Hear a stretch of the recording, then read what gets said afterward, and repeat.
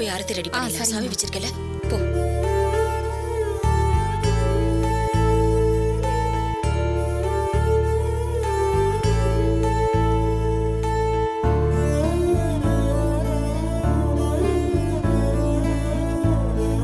அம்மா இந்த தட்டு பிடிங்க. இது பிடி. ஆமா, இது ஒண்ணுதான் குறைச்சல். என்ன அப்படியே வாழ்த்தி வழி அனுப்பி வச்சுட்டாங்க. அதுக்கு நீங்க திருஷ்டி கழிக்கிறீங்க. இல்லம்மா, அப்படி எல்லாம் பேசக்கூடாது. அம்மா நீங்க ஆரத்தி எடுங்க.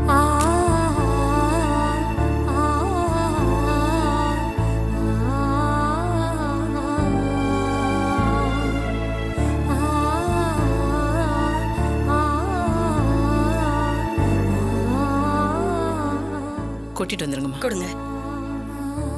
இங்க பாரு பத்மினி, நடந்ததையே நினைச்சு நீ கவலைப்பட்டு இருக்க கூடாது. இன்னும் கொஞ்ச நாளைக்கு அமைதியா இரு. அப்புறம் மத்ததெல்லாம் பேசிக்கலாம். சரியா? வா.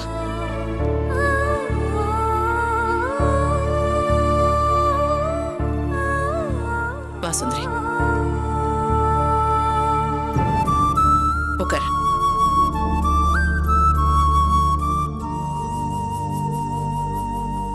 ஏய் அழாத. என்னாச்சு இப்ப?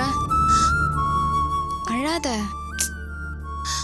பத்மினி, இப்ப நீ ஒரு உயிர் இல்ல, 2 உயிர்.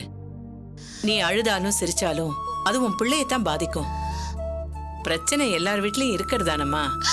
அப்படி நினைச்சுதானே இத்தனை நாளும் பொறுத்துக்கிட்டு இருந்த. எல்லார் வீட்லயும் பிரச்சனை இருக்கும், ஒத்துக்கிறேன்.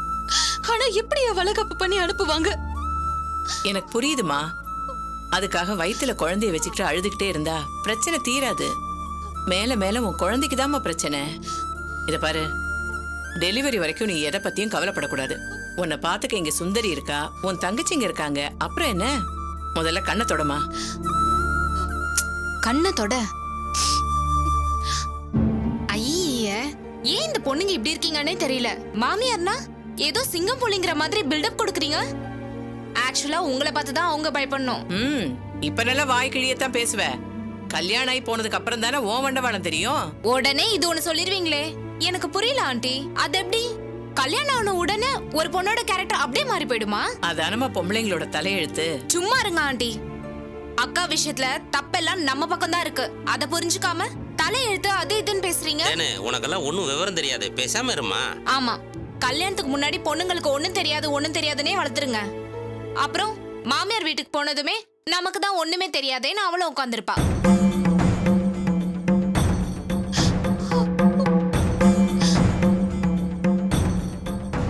என்ன தைரியம் தான் அந்தம்மா எல்லாருக்கும் போன் பண்ணி எங்க வீட்ல வளகாப்பு இல்ல, வராதீங்கன்னு சொல்லிருப்பாங்க. மடி, அவங்க பையனை பெத்தவங்க, அப்படித்தான் இருப்பாங்க. அதுக்காக நம்மள அவமானப்படுத்துவாங்களா? அப்படி நாம என்ன தப்பு செஞ்சிட்டோம்? இல்ல அவங்களுக்கு ஏதாவது குறை வச்சிட்டோமா? கரெக்ட் டைம் போயாச்சு. கடையில வாங்கிட்டு போனாலும் எல்லாத்தையும் கரெக்டா தானே வாங்கிட்டு போனோம். அதுக்கு மாப்பிள்ளை பணம் கொடுத்திருக்காரு, அதானே இப்ப பிரச்சனையே. அதான் தரேன்னு சொல்லிட்டீங்களேப்பா. சாதாரணமாவே அவங்க எதை வச்சு சண்டை போடலான்னு காத்துட்டு இருப்பாங்க. இது கிடைச்சிருச்சு. பணம் கொடுக்காத நம்ம தப்பு தானம்மா. அப்பா, நீங்க எல்லாத்தையும் தூக்கி உங்க தலைமையில போட்டுக்கிறதால தான் அவங்க இப்படி பண்ணிட்டு இருக்காங்க. ஒரு தடவை எதிர்த்து நின்னு என்னன்னு கேட்டு பாருங்க, அதுக்கப்புறம் அடுத்த தடவை பேசுறதுக்கே யோசிப்பாங்க.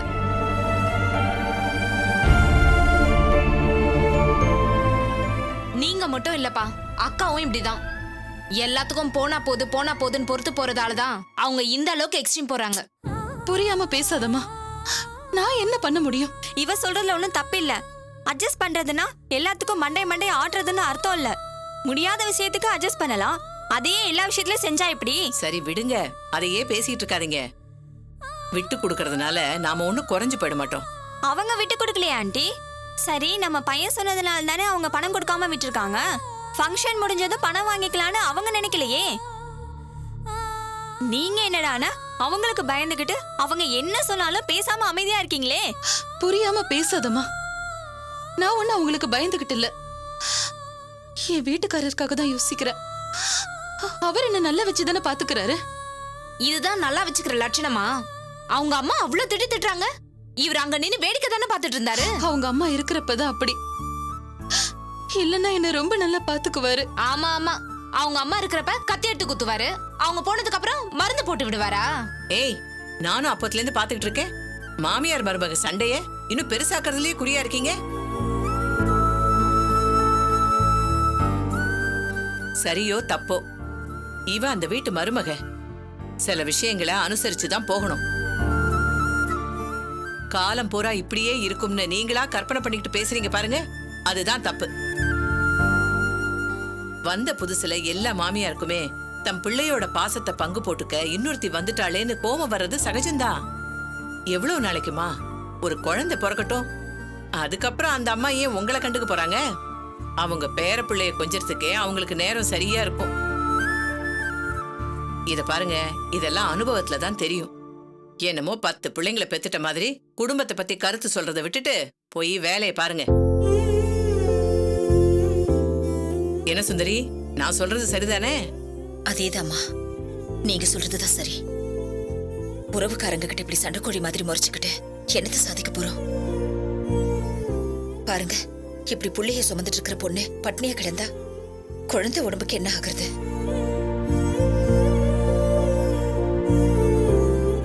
இந்தாம்மா, அப்பல இருந்து சாப்பிடாம இருக்க, ஒரு ரூபா காப்பி குடி.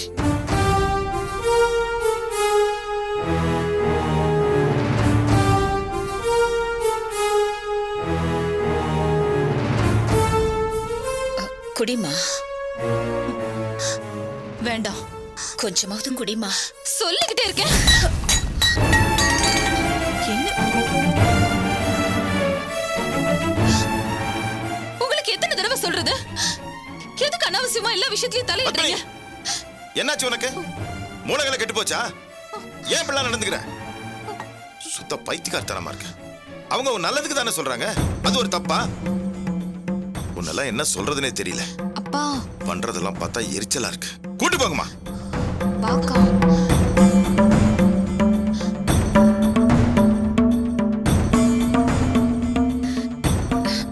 என்னையா நீங்க? எதுக்கு அந்த பொண்ணு பின் என்னம்மா அவ அப்படி பேசுறா? இல்லங்க, ஒரு பிரச்சனையும் இல்லாத உங்களுக்கு ஒரு சின்ன விஷயத்துக்கு இவ்வளவு கோவம் வருதே. வாயும் வயிறுமா இருக்கிற பொண்ணு, அதுவும் இந்த மாதிரியான சூழ்நிலையில எரிச்சலும் கோவமும் வரத்தான் செய்யும். அந்த வலியும் வேதனையும் பொம்பளைங்களுக்கு தான் தெரியும். உங்க பொண்ணு யார் மேல கோவப்பட்டுச்சு? என் மேல தானே. அதனால நான் என்ன குறைஞ்சா போயிடுவேன்?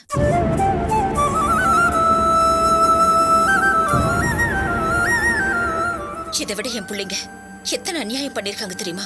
அதுக்காக அவங்கள நான் வேணான்னு ஒதுக்கிய வச்சிருக்கேன். இவங்களெல்லாம் என் பிள்ளைங்களை பாத்துக்கிற மாதிரி பாத்துக்கணும்னு சொன்னீங்கல்ல. பிள்ளைங்க தப்பு செய்யறப்போ கோச்சுக்கிறவா அம்மாவா கூட இல்ல, அம்மா மாதிரியா கூட இருக்க முடியாது.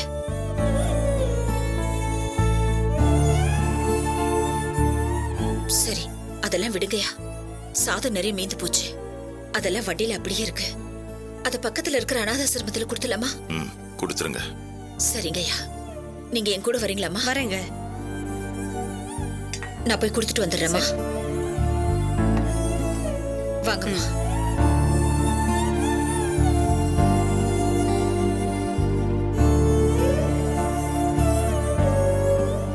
தாயாவும் தகப்பனாவும் இருந்து கவனிச்சுக்கிறதுக்கு என் பொண்ணுங்களுக்கு ஒரு ஆள் கிடைச்சிட்டாங்க.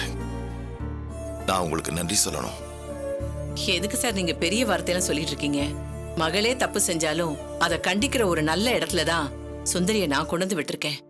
அதுக்கு நான் தான் அந்த ஆண்டவனுக்கு நன்றி சொல்லணும். நான் வேணா சொல்றேன் பாருங்க, கூடிய சீக்கிரம் பத்மினி சுந்தரிய புரிஞ்சுக்குவா. இல்லைனாலும் சுந்தரி புரிய வச்சிருவா. இதெல்லாம் நினைச்சு நீங்க வருத்தப்படாதீங்க, நிம்மதியா இருங்க. வரேன் சார். சரி.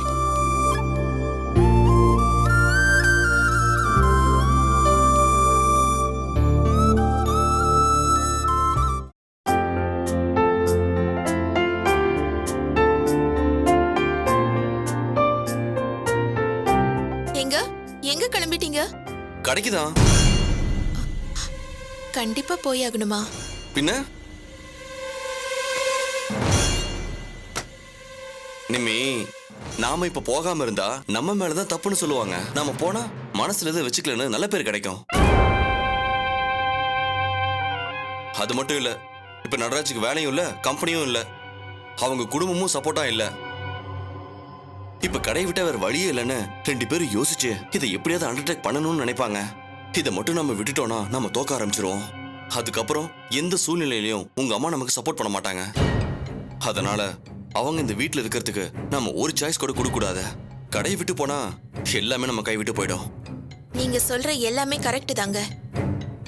ஆனா கடை பெர்மனண்டா நம்ம கையில இருக்கணும்னா இன்னைக்கு நீங்க கடைக்கு போக கூடாது. என்ன சொல்ற நிமி? பின்ன இப்ப நாம கடைக்கு போகணும்னு சொன்னா நட்ராஜ் சொன்ன மாதிரி நாம அந்த கடைக்கு ஆசைப்படுறோம்னு அர்த்தம் ஆயிடாதா?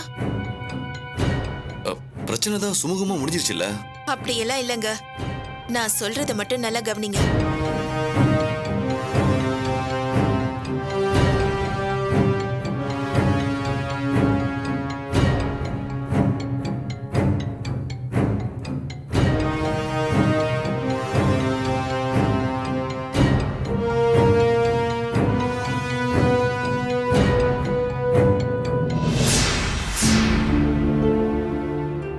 தயவு செஞ்சு நீங்க எதுவும் மனசுல வச்சுக்காதீங்க.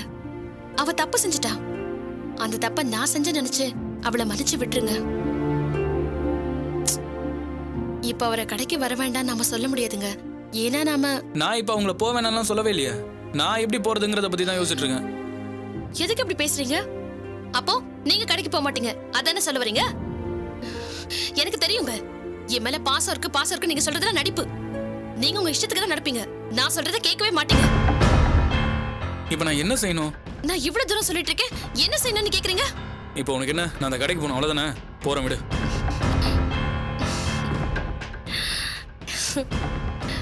உடனே கோவம் வந்துருமே.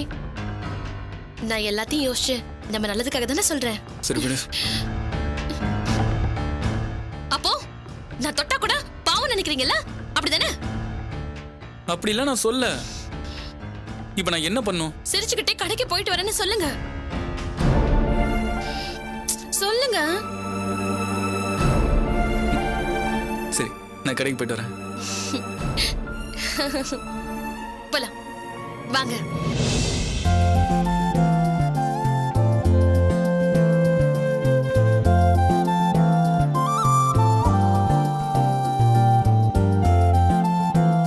சாவித்ரி அக்கா. என்னங்கம்மா?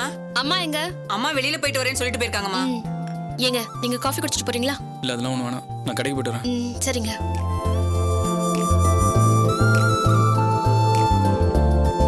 வரேன். நிமி, உங்க அம்மா ஒருத்துக்கு டைம் ஆகும் போல இருக்கு.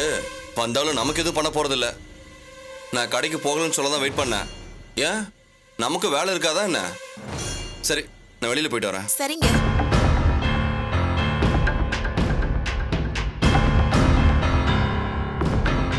சாவித்ரி அக்கா, அம்மா, எங்களுக்கெல்லாம் சாப்பாடு இருக்கா? ஏன்னா நாங்கெல்லாம் ஒண்ட வந்தவங்க. மிச்சம் மீதி இருக்கிறது தானே சாப்பிடணும். இருந்தா எடுத்து வைங்க. ஏய் நிமி, என்னாச்சு உனக்கு? நீயும் மாமாவும் பேசுறது கொஞ்சம் கூட சரியில்லை. ஓ, அப்போ உன் வீட்டுக்காரர் பேசுனது மட்டும் சரியோ? ஏய், இவ்வளவு நேரமா நான் உனக்கு தான் சப்போர்ட் பண்ணி பேசிட்டு வந்தேன் தெரியுமா? ஆமா, அவர் கேவலப்படுத்துவாரு, நீ சப்போர்ட் பண்ணி பேசுவ. அதுக்கு அம்மா ஜட்ஜ்மெண்ட் சொல்வாங்களா? ஏய் நிமி, இது வரைக்கும் நீ இந்த மாதிரி பேசினதே இல்லையே. எல்லாம் உங்களாலதான். நான் சண்டை போட வரல நிமி. நான் என் வீட்டுக்காரரையும் சமாதானப்படுத்திட்டு தான் வந்தேன். ஹ, தப்பு பண்ணவங்கள சமாதானப்படுத்துற அதிசயம் இந்த வீட்ல மட்டும்தான் நடக்கும். இத பாரு, திரும்ப திரும்ப நீ சண்டைக்கு வர மாதிரி தான் பேசிக்கிட்டு இருக்க. ஏய், சும்மா போ. ஹ, நாங்க இருக்கிறது உங்களுக்கு பிடிக்கலனா நேரடியா சொல்ல வேண்டியதானே. எதுக்கு இப்படி பிளான் பண்ணணும்? இப்பதான் எனக்கு டவுட்டே வருது. நீ உன் தப்ப மறைக்கிறதுக்காக தான் இந்த மாதிரி எல்லாம் பேசுறியா? இன்னும் நீ என்னெல்லாம் சொல்ல போற? அதான் நேத்தே உன் புருஷன் சொல்லிட்டாரே. இதுக்கு மேல புதுசா என்ன இருக்கு சொல்றதுக்கு? நான் கூட என் வீட்டுக்கார சந்தேகப்பட்டு தப்பு பண்ணிட்டேன். நிமி, உண்மையை சொல்லு. நீயும் மாமாவும் சொல்லி வச்ச மாதிரி சண்டைக்கு வரீங்க. இதுக்கு முன்னாடி நீங்க இப்படி இருந்தது இல்லையே. சொல்லு, நேத்து என் வீட்டுக்கார சொன்னது உண்மைதானே? போதும், இப்பதான் புரியுது. நீங்க ரெண்டு பேருமே பிளான் பண்ணிட்டு வந்திருக்கீங்க. வேண்டாம் திவ்யா, நாங்க வேணா போயிடுறோம். நீங்க இருங்க போங்க, அத பத்தி எனக்கு கவலை இல்ல. எங்களை எதுக்காக பிரச்சனை இழுத்து விடுறீங்க? ச்சே, உன்னை போய் நல்லவ நினைச்சு என் புருஷன்கிட்ட சண்டை போட்டு பாரு, என்ன சொல்லணும்? நீ ரொம்ப நல்லவ. அதான் மாமியாரு நாத்தனார எல்லாம் ஓட ஓட விரட்டி இருக்க. ஏய் நிம்மி, என்ன இது? அறிவில்ல உனக்கு? ஏ, இவ பேசுறது மட்டும் நியாயமாமா? நீங்க ரெண்டு பேரும் சண்டை போடுறதே தப்பு. இதுல மாப்பிள்ளை வீட்டை பத்தி வேற பேசுற? அவ மாமியார் என் புருஷனை பத்தி பேசினப்போ இதே வேகத்தோட நீங்க கேட்கலையே. ஏ, நேத்து இவ புருஷன் என்ன பத்தி பேசினப்போ நீங்க எங்களை தானே அடங்கி போ சொன்னீங்க. நாங்களும் அடங்கி தானே போனோம். உங்களை பொறுத்த வரைக்கும் நாங்க இவங்களுக்கு அடிமை தானே. வாயை மூடு, அரைஞ்சிருவேன். நீயே உன்னை கற்பனை பண்ணி பேசினா அதுக்கெல்லாம் என்னால பதில் சொல்ல முடியாது. குழாய் அடியில சண்டை போட்டுக்கிற பொம்பளைங்க மாதிரி இல்லாம ஒழுங்கா இருங்க. என்ன திவ்யா இதெல்லாம்? அவ என்ன வார்த்தை சொன்னான்னு கேட்டீங்களாமா? அவ சொன்னது தப்புதான். இருந்தாலும் அவ உன் அக்கா. 2 பேரும் நிதானமா உட்காந்து யோசிச்சு பாருங்க. அவசரப்பட்டு எதுக்கு சண்டை போட்டுக்கிறீங்க? ஆ? போ திவ்யா, போய் வேலையை பாரு. போ போ. ஏய், நீ என்ன இங்க வேடிக்கை பார்த்துட்டு இருக்க? போ நிம்மி, நீ உள்ள போ.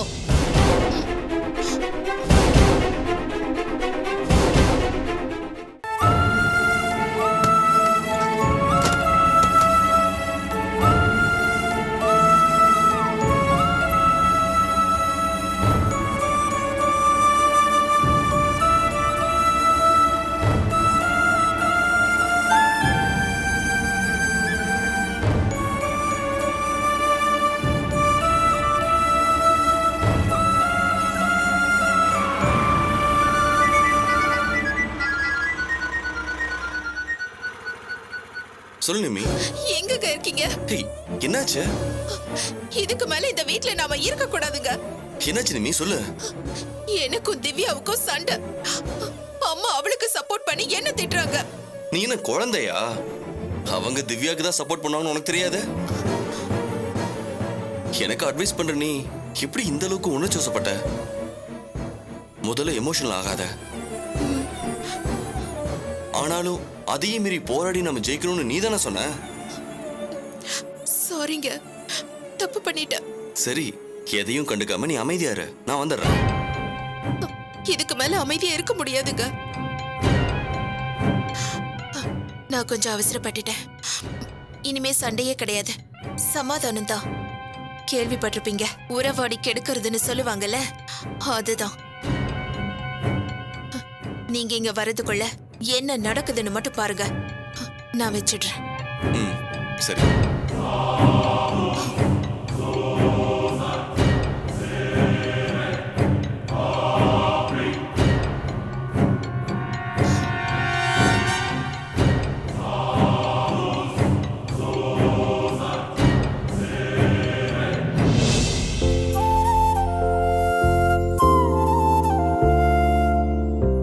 சூர்யா, குழந்தைய படுக்க வைக்கிறியா? மருந்து கொடுக்கணும். குழந்தைக்கு என்னம்மா ஆச்சு? எங்க பாட்டி, அவங்க குழந்தைய தூக்கிட்டு போறேன்னு சொல்லி கண்டதையும் வாங்கி கொடுத்திருப்பாங்க போல. சளி பிடிச்சிருச்சு, அதான் மருந்து கொடுத்துட்டு. நான் தான் அப்பவே சொன்னேன், படுக்க வை. நீ அவசரப்பட்டு குழந்தைய எடுத்துட்டு போன்னு சொல்லிட்ட. இத பாரமா மதி, குழந்தை விஷயத்துல மட்டும் எப்பவும் விளையாட்டுத்தனமா இருக்க கூடாது. தண்ணி தண்ணி குடி, தண்ணி குடி. தண்ணி குடி, தண்ணி குடி. என்ன பாட்டி, என்ன பண்ணுது? ஒண்ணு இல்லம்மா. மறுபடியும் ஏதாவது உடம்பு சரியில்லையா? அதெல்லாம் இல்லம்மா, கொஞ்ச நேரம் அப்படி படுத்தா சரியா போயிடும். சரி, உள்ள போய் படுங்க. சரிம்மா.